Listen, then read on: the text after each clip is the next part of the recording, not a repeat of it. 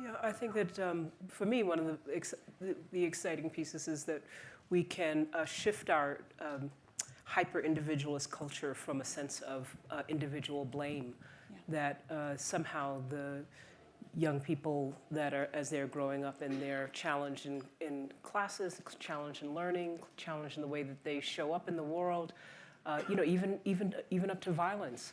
And of course, their ability to concentrate, all the things that we know that impact them are not just because they're bad kids. Mm-hmm. It's not just because they're, intending to be that way. And I think that helps us to begin to think differently about the society's responsibility for how it is people are growing up. That it isn't just about like, well, you pull your bootstraps together and then, take care of yourself and you'll be okay. So I think that's one of the things that's exciting. I also think it can be used against people, and there's a flip side of it as well. And I just want to say that, there was some point at which you were talking about the mothers being responsive, and I want to say just, a little adjustment, ability to be responsive, because you're under that kind of stress. That's not a choice also, right? That's not the mother's choice, is like, I'm not going to be responsive, but rather I'm under so much stress, it's difficult to be responsive, even to know what being responsive is. If you're just trying to keep the harsh neighborhood out of your house, just keep food on the table, just keep the children, in the most basic way safe. But I'm shocked by the young age.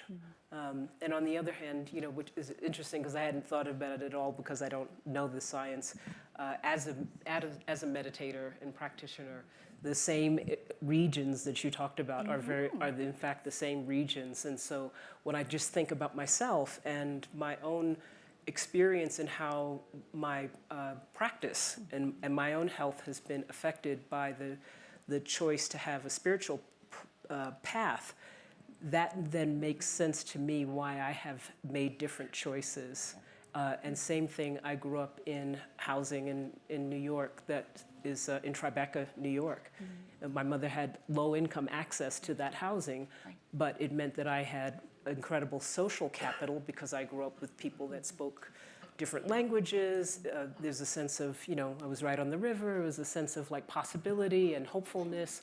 I didn't grow up in the kind of poverty-stricken places. And as you say that, I'm thinking and I've always thought that to myself, that made a significant difference in who I am in the world based on maybe the statistics of who I could have been had I not grown up in the place that I did.